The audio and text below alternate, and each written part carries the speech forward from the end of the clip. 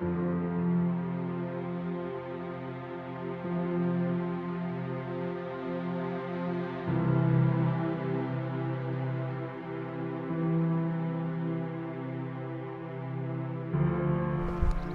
to Hive EcoSystems. This is the aloes farm.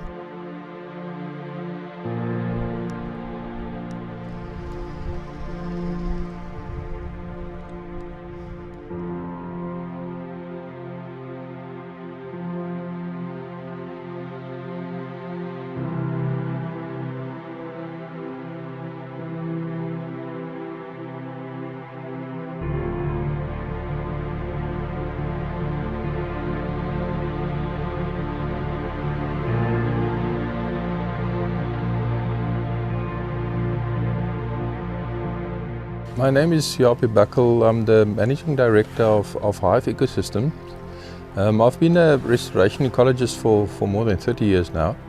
So my background in the last 30 years was in restoration work.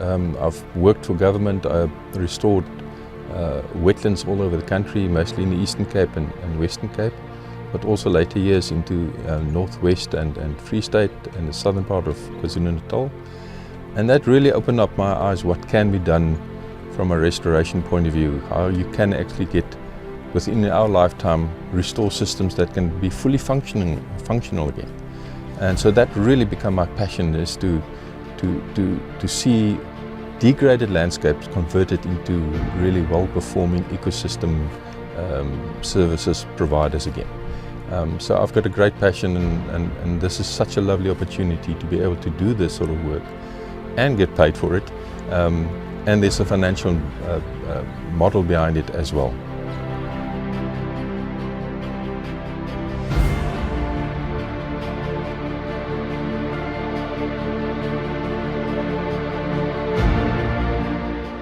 At Hive EcoSystems, we are principally concerned with making sustainable, commercially viable projects using carbon credits. So what we do is we use that revenue and that revenue model to generate income for the project that will ensure that the land is repaired and it's a fully sustainable project. Too often these projects fail because they're not commercially viable. So Hive EcoSystems is trying to find the right way to make sure that the project is long-lasting for decades and centuries.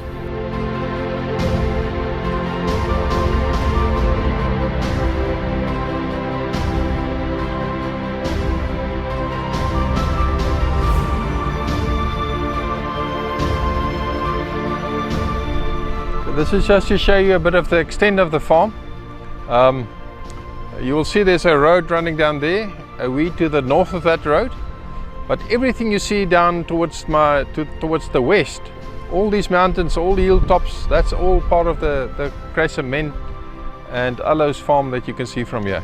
This is the catchment of the Darlington Dam. So all of the water, all the rain that falls on here will eventually end up in the Darlington Dam, which you can actually see at the right there south from here. The Darlington Dam lies north of the Zooberg, and all of this is the catchment for that dam.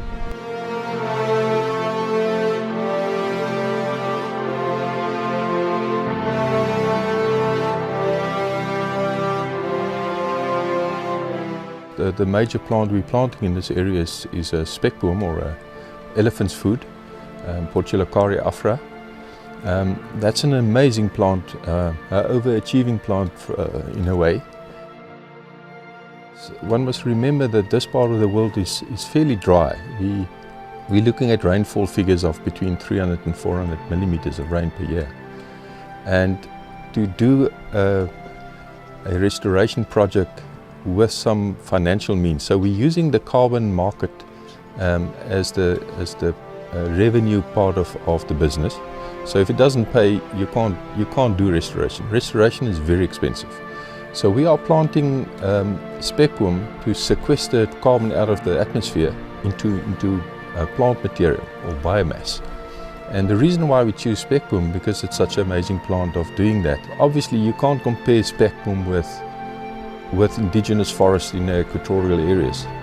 But for this area it's doing an amazing job.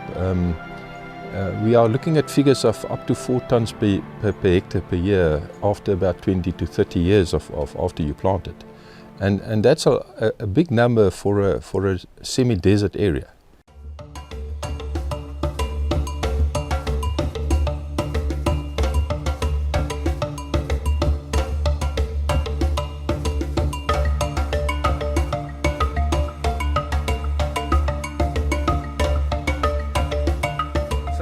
If you look here, this is a fence line. This is what we call a fence line comparison. The property on that side wasn't as badly degraded with livestock. So you can see there's still a lot of big trees surviving. There's lovely grasslands coming back in underneath. So to restore that side is much quicker and faster than to restore this side. This was completely denuded from all the speckworm. You won't see a lot of speckworm here, whereas on this side there's still a lot of speckworm and other palatable species, and this side's all been eaten away. You can see the skirting of the speckworm. That's what you want. So you don't want it to grow too tall, you want it to grow sideways, and then wherever it touches the ground again at the bottom, it actually root it again. So if you look here, that's actually quite a nice example of skirting. You can see this tree tends to grow quite tall, but eland and kudu, they top it at that sort of height, and then you force your plant to go sideways, which is exactly what you want to do. You want as much area to cover as possible, and by skirting we refer to the sideways growth of speckworm and moving laterally, and wherever these things touch the ground, this one is actually rooted already. I can't pull it up because it's rooted. So by growing sideways, they make new roots, and they grow out again from there. So they're actually growing bigger and bigger as time goes by, and that's exactly what we want. The other benefit of the skirting is that you get a lot of leaf fall in the drier times of the year. So there's accumulation of organic matter underneath this speckworm. And by doing that, you accumulate carbon, but you're also creating the ideal conditions for infiltration of rainwater, and so you don't get this runoff of water. So this is what we want speckworm to do, is to form these skirts around them. Very ideal for our restoration effort. What you're looking at here, you must actually look at the circumference of this tree. This is a very, very old speckworm. Some of the people in the knowing that done some testing on this reckon these trees can be over 1,000 years old.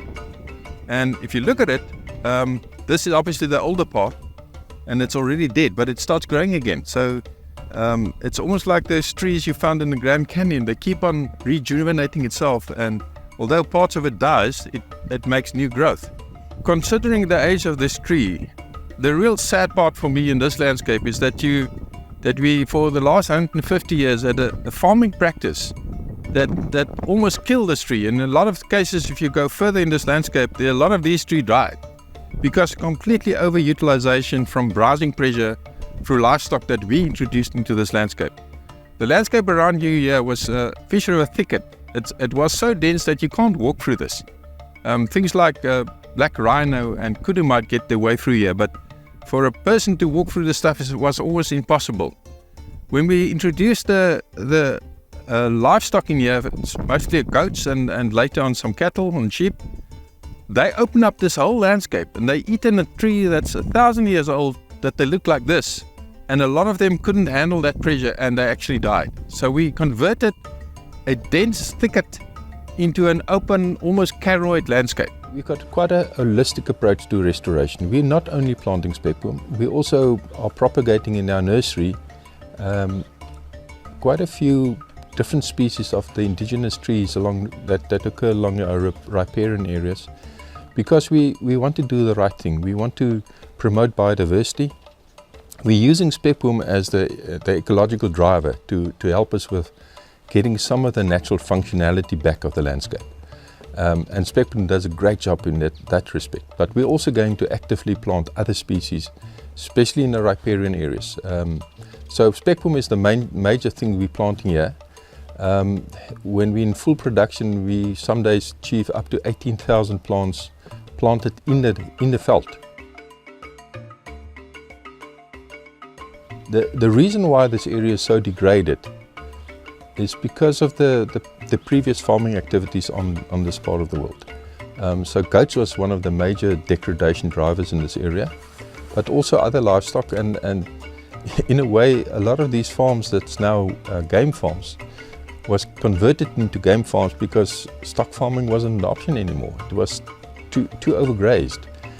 And the farming industry is an interesting one. People want to hunt diversity, so they brought in all sorts of other animals, still South African animals, but we call them extralimital. They didn't occur in this area. And by doing so, you actually didn't do this area any favors. You actually promoted further degradation in this landscape. So what we've done on these farms, the Hive farms that we bought 3 farms initially. We removed all the extralimital game, and we actively started to propagate spekboom to be able to replant them back into the field. We're also trying to restore the catchment. Spekboom obviously do that for us as well, but we're going to actively look at our riparian areas and all the old lands to try and trap more water and hold water longer in the landscape, so we can produce more sustainable water provision, but also higher quality water. At the moment, the rainfall in this part of the world, you usually get thunderstorms and say 30 or 40 millimeters at a time in half an hour in an already high energy system.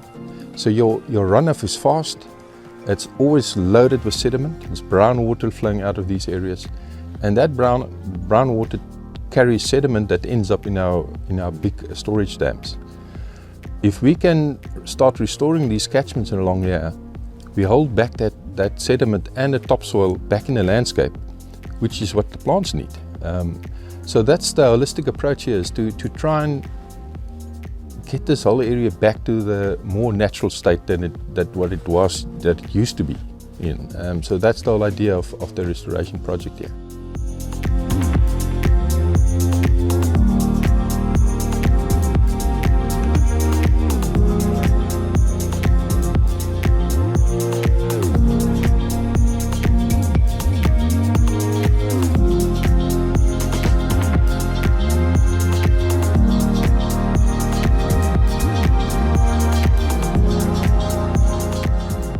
The business model for Hive ecosystem is to not only restore the land, but it's about having a financial model that sustains that work.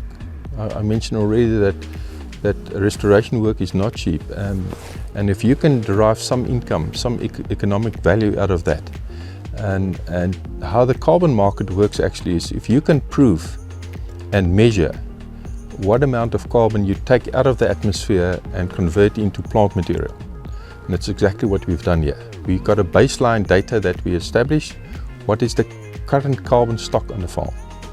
So in 5 years' time, we will do a re-evaluation and determine what was the accumulated carbon since we started work here. And because I can prove additionality. It's because I remove all the extralimital game. I plant so many million plants in the veld, and this is the accumulated biomass that evolved or that grows over the last 5 years. I then get audited with an independent auditor that we bring in to come and see if my figures are correct, and they will then submit that to Vera. Vera will then give me a credit carbon